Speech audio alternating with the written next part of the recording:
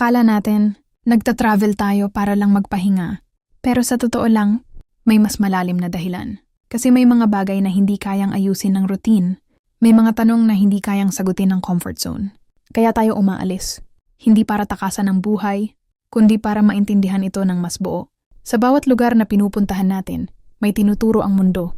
Kapag naligaw ka, natututo kang magtiwala sa sarili. Kapag nag-iisa ka, natututo kang makinig sa tahimik mong puso. Kapag wala kang kilala, natututo kang makisama, makisabay, at maging bukas. Doon mo marirealize na minsan kailangan mong mawala para matutong maghanap.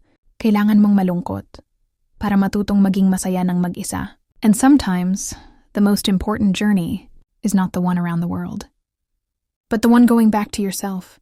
Travel teaches you humility, patience, and the truth that life will not always go your way, but there is always a way forward.